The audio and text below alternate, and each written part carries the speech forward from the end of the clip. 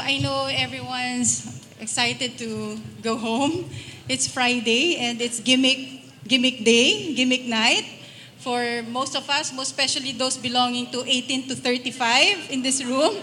Sorry, hindi ko pinag-iinitan yung 18 to 35. But, it's really a very exciting period in anyone's life, that 18 to 35. And you're blessed because you have all these technologies available to you now to really connect, right, to people and to link with everybody. Allow me to just synthesize today's program and the discussions, hopefully in just about 5 minutes. Okay, so let me just start by sharing again the prospects of our sector in travel and tourism.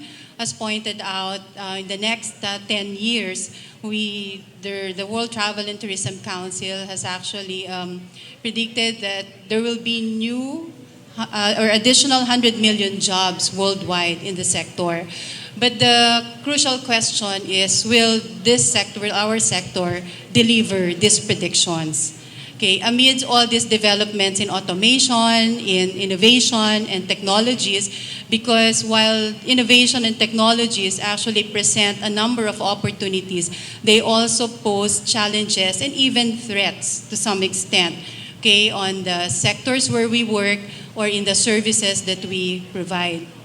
In the Philippines, for example, in 2018, the Philippine Tourism Satellite Account actually revealed that there are, I think, about 5.4 million Filipinos employed in our sector, and they account for about 13% of our national employment. So about 130 Filipinos out of 1,000 employed Filipinos are actually employed by our sector, travel and tourism.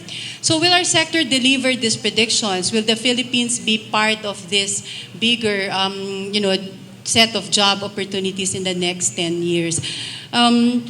In 2018, the OECD, or the Organization for Economic Cooperation and Development, identified 4 megatrends that will impact on travel and tourism.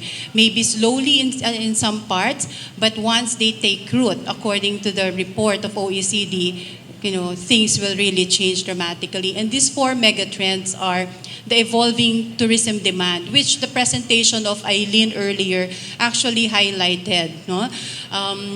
Demands of tourists like you, most especially those belonging to 1835, are really very dynamic, right? So, and you use chat applications rather than do face-to-face interaction.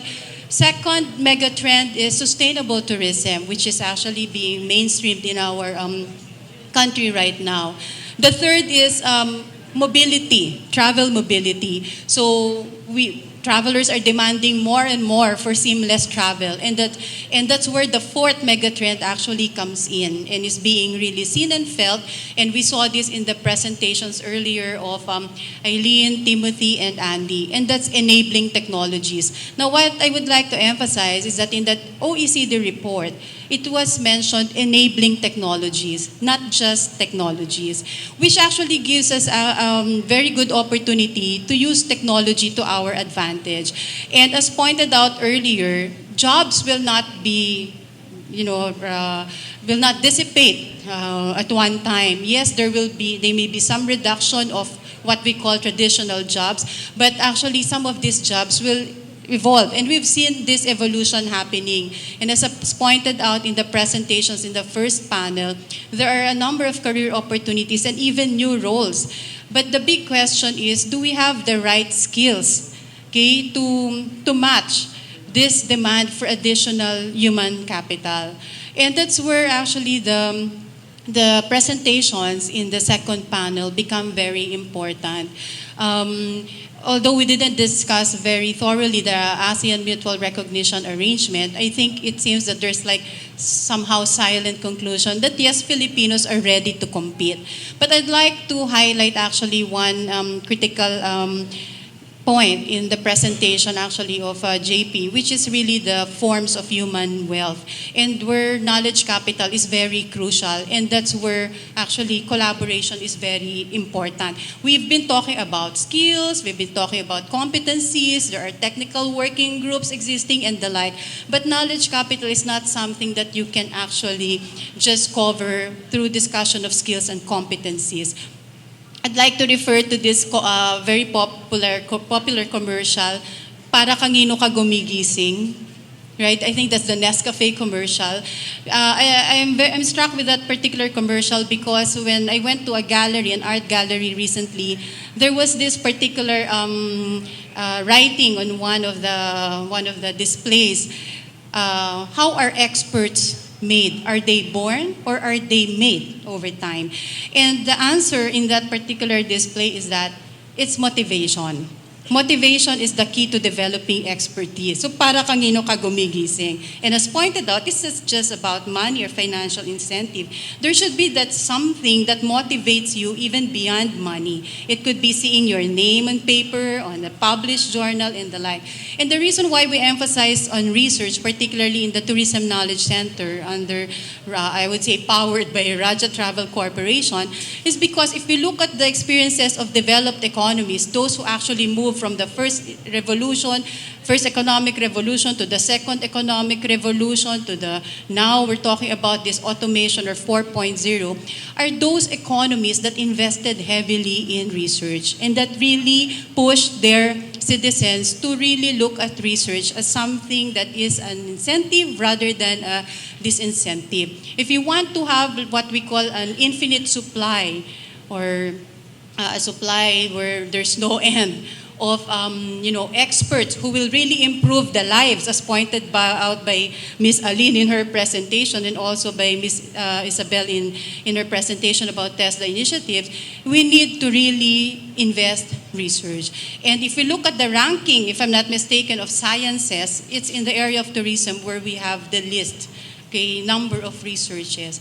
And this is something that can help our destinations, our communities. Some destinations complain there are universities in their area, in their environs, but they could not really work with them closely because the research needs that they have are not fully met by the research questions that are being posed, as pointed out, by faculties or by researchers. So I think this is one particular area of collaboration where actually is very crucial. So this is the gap that we'd like to address, and this is where we would really need support from universities, in the country. And in fact, we're very happy that there are more universities now joining actually the Tourism Knowledge Center.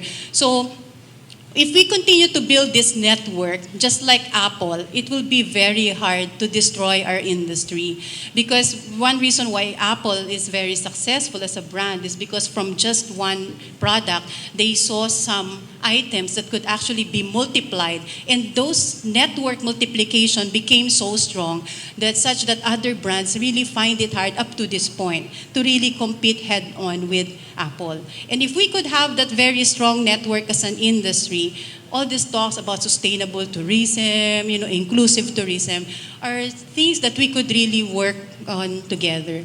So I'd like to end this synthesis by quoting, a quotation that is often associated with Dr. Seuss. So I'm just like in the 18 to 35, I also check YouTube to make sure that the pronunciation is correct. Because when I mentioned it one time to my daughter, Dr. Seuss, she said, "Mom, you sound like a fool." That's not the correct pronunciation. So anyway, the quotation from Dr. Seuss is that, which actually, for me, encapsulates this discussion on innovation and technology shaping the jobs in the future. This Soyshan sentiment is as follows: why fit in the crowd when you were born to stand out? And the presentation actually of Timothy highlighted that in one of his slides, when he really identified that you need to set yourself apart or above from the crowd. So with that, I'd like to thank everyone. So that is my synthesis for today's travel talk.